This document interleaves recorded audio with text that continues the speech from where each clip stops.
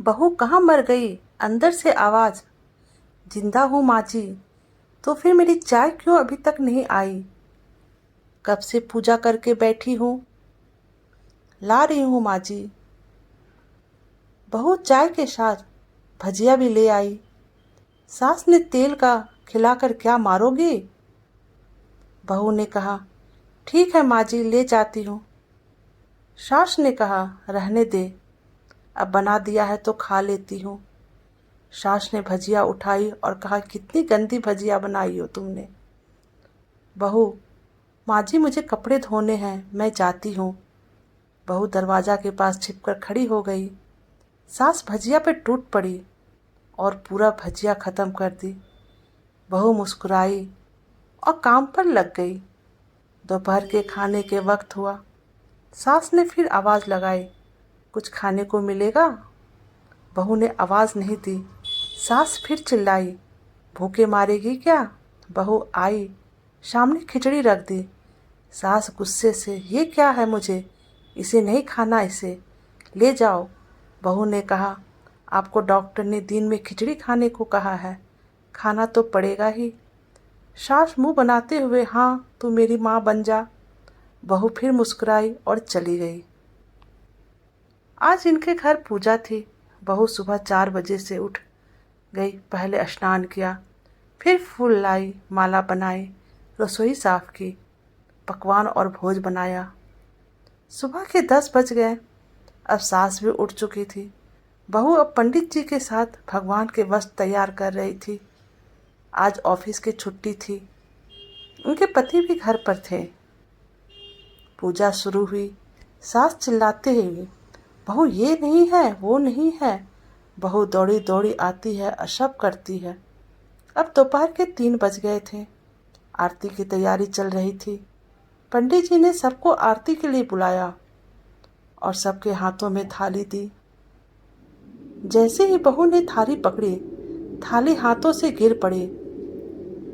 शायद भोज बनाते हुए बहू के हाथों में तेल लगा था, जिससे वह पोंछना भूल गई थी। सारे लोग तरह तरह की बातें करने लगे।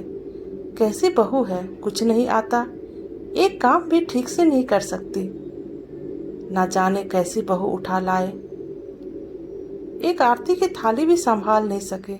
उसके पति भी गुस्सा हो गए, पर सास चुप रही, कुछ नहीं कहा, बस यही बोल के छोड़ दिया, सीख रही है, सब सीख जाएगी। धीरे धीरे अब सबको खाना परोसा जाने लगा। बहू दौड़ दौड़ के खाना देती, फिर पानी लाती। करीब 70-80 लोग हो गए थे।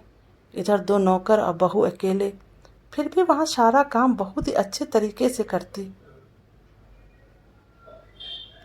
अब उसकी सास और कुछ आस पड़ोस के लोग खाने पर बैठे।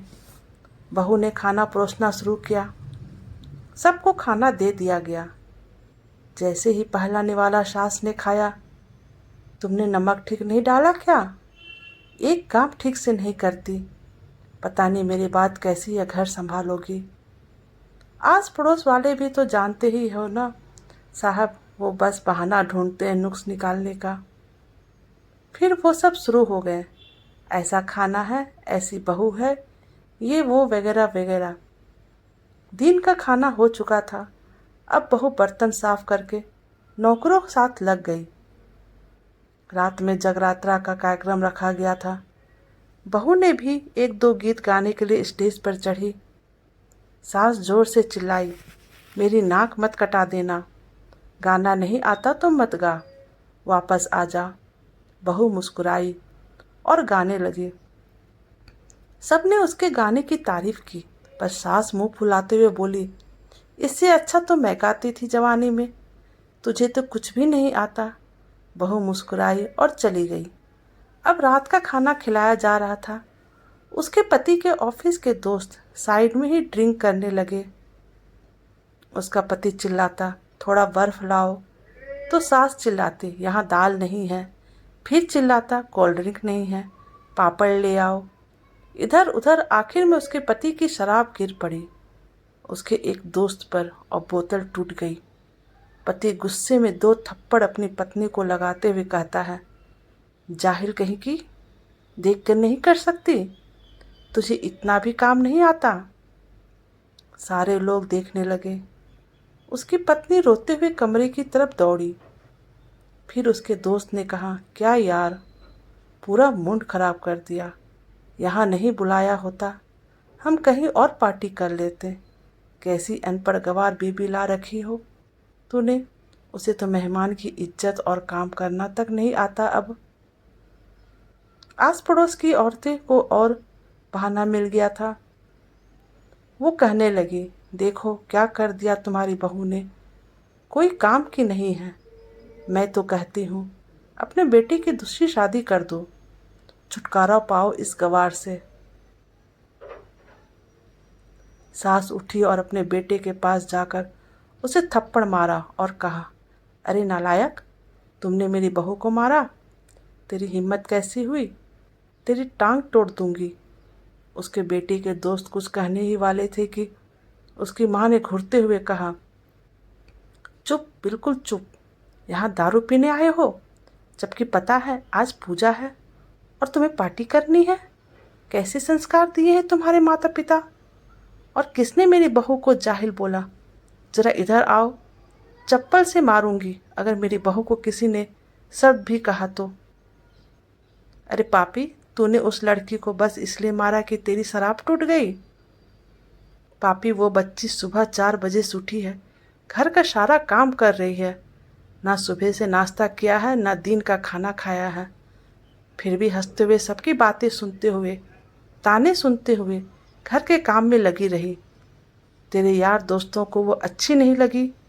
जूते से मारूंगी तेरे दोस्तों को, जो कभी उन्होंने ऐसा उसके यार दोस्तों चुपके से खिसक लिए। अब सास बहू के कमरे में गई और बहू का हाथ पकड़कर बाहर लाई। सबके सामने कहने लगी, किसने कहा था अपनी बहू को घर से निकाल के दूसरी बहू ले आना?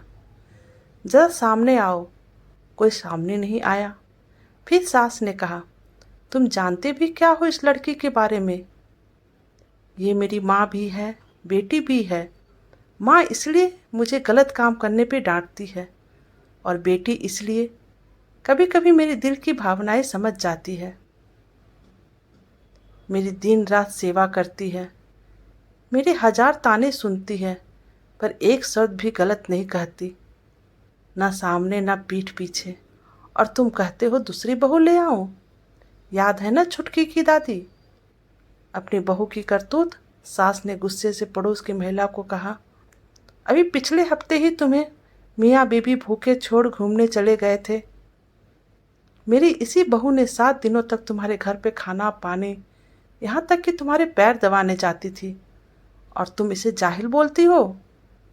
जाहिल तो तुम सब हो, जो कोयलों और हीरो में फर्क नहीं जानती। अगर आइंदा मेरी बहू के बारे में किसी ने एक लफ्ज़ भी बोला तो मुझसे बुरा कोई नहीं होगा, क्योंकि ये मेरी बहू नहीं, मेरी बेटी है। बहू सिसकियाँ लेते हुए फिर कमरे में चली गई। सास ने एक प्लेट उठाई और भोजन परोसा। बहू के कमरे में खुद ले गई। सास को भोजन लाता देख बहू ने कहा, अरे माँ जी, आप क्या कर रही हो, मैं खुद ले लेती। सास ने प्यार से ताना मारते हुए कहा, डर मत, इसमें जहर नहीं है, मार नहीं डालूंगी तुझे। तुझे नई सास चाहिए होगी, पर मुझे अभी भी तू ही मेरे घर की बहू चाहिए। बहू ने अपने सास को रोते हुए गले से लगा लिया। सास भी रो दी पहली बार और कहा, चल खाना खा ले। फिर मजाक करते हुए कहा, फिर मेरे पैर दबाना, चले आना, और ये ख्याल मन में मत लाना कि सास बोलती है, किसी दिन मैं इसका गला दबा दूंगी, क्योंकि कभी मैं भी यही सोचती थी। दोनों खूब हंसने लगती है।